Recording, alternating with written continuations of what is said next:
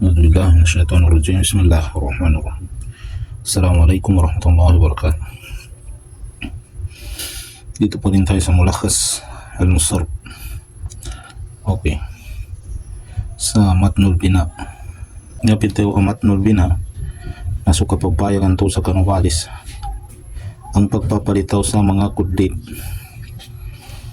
Dito tayo sa fi'al al-madi at sa fi'al al-mudari. Waznun. Ang ibig sabihin ng waznun, siya ay kukuhanan ng halimbawa. Ang maudsun naman, siya naman yung kinuhang halimbawa. Okay. Fa'ala. Ang fa'ala ay ang kudlit naman dito ng ainul fi'al ay fatha. Okay. Sa kanyang mudari naman, ang kudlit naman dito ng ainul fi'al ay dhamma.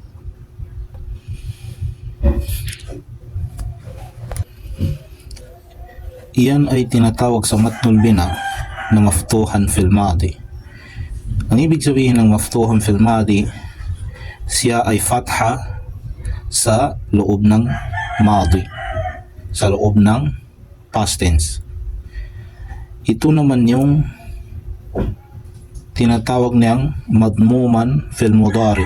Ang ibig sabihin ng madmuman fil mudari, siya ay dhamma sa loob ng mudari.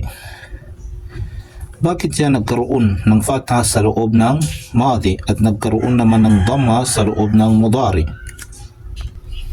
Nagkaroon siya ng fatha sa loob ng madi dahil ang kanyang mawzun ay nasara. Nun, fa'ul fi'l, sad, ainul fi'l, ra, lamul fi'l. Ibig sabihin, sa nasara, ang ainul fi'l ay fatha. At sa isang halimbawa o kanyang mawzun na ang pagbasa naman sa kanya ay kataba. Fatha pa rin ang ainul fi'l dito sa kataba. Fa'ul fi'l, ainul fi'l, lamul fi'l. Kaya yan ang dahilan kung bakit nakudlitan ang ainul fi'l ng fatha dahil sa kanyang mawzun.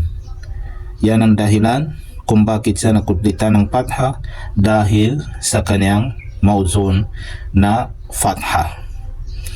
Yan ang tatalakayin natin ngayon.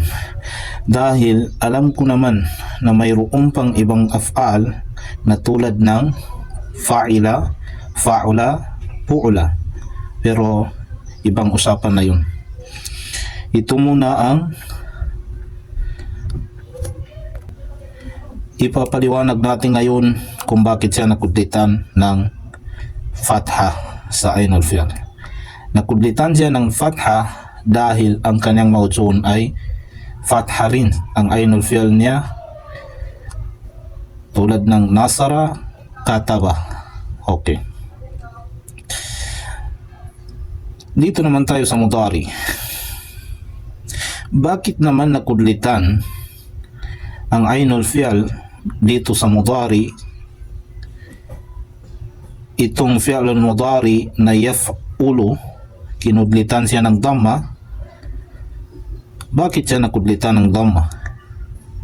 Dahil ang kanyang mawzun ay yansuru yaktubu. Kaya yan ang dahilan kung bakit kinudlitan siya ng dhamma, dahil sa kanyang mawzun na yansuru yaktubu. Yun ang dahilan kung bakit siya kinudlitan.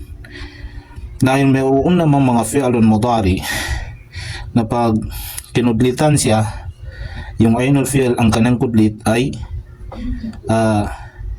yaf'alu at yaf'ilu. Pero ibang usapan na yun. Inshallah, darating din tayo dyan inshallah. Kaya ulitin ko, kapag sa Matnul Bina, ang tawag na dito sa ainul fi'l ay maftuhan fil madi.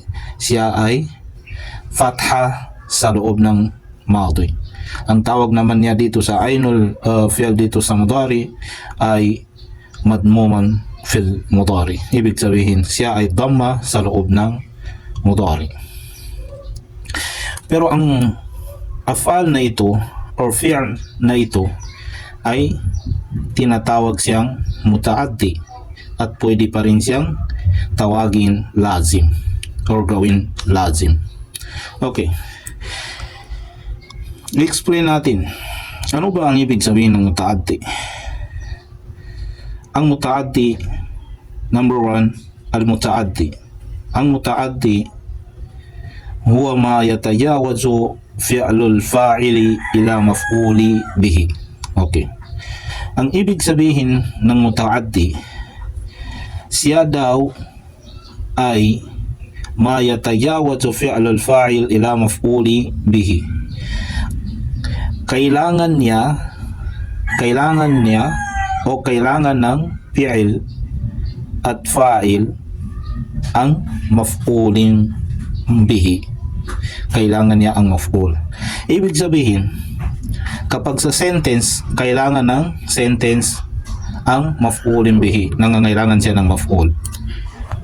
Misal, ang kanyang halimbawa, nasara Zaidun Umran. Tinulungan ni Zaid si Omar. Yun ang mutaaddi. Nangangailangan ang fi'al at fa'il ng maf'ulun bihi. Okay. Ang lazim naman dito sa number 2, wa ma lam yatajawazu fi'lul fa'ili ila maf'uli bihi. Ang ibig sabihin naman ng lazim ay siya ay hindi nangangailangan ng maf'uli bihi. Ibig sabihin, hindi naman kailangan hindi nangangailangan ang fi'l at fa'il ng maf'ul. Misal, ang ganang halimbawa, kharaja Zaidun. Lumabas si Zaid. Wala siyang maf'ul. Kaya yun ang tinatawag or ibig sabihin ng lazim. Ang fi'l at fa'il ay hindi na niya kailangan ang maf'ulun bihi. Ang mutaaddi naman ay kailangan pa rin ng fi'l at fa'il ang maf'ulun bihi. Ibig sabihin nangangailangan siya ng maf'ulun bihi. Okay. Nyapit dalu ang mutaaddi na huwa ma yatajawazu fi'lul fa'ili ila maf'uli bihi. So mutaaddi kung nanganinganin aga nasisita no fi'l nando so fa'il i maf'ulin. Yani mana na pagka nasisita i-sentence to sa maf'ul atau kapag nasisitas kain sa maf'ul. Yani no pamana nasara Zaidun Umran. Tinabangan ni Umar si Zaid.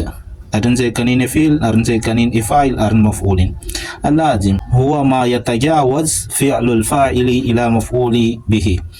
So lazim kun na dekana nindaman nasisita kana rumon nasisita no fi'lul fa'il i maf'ul. Yani upama na kharaja Zaidun linamyo si Zaid. Dekana rum pagka nasisita so sentence sa maf'ul. Yani upama na kharaja Zaidun. Siya utaman. Assalamualaikum.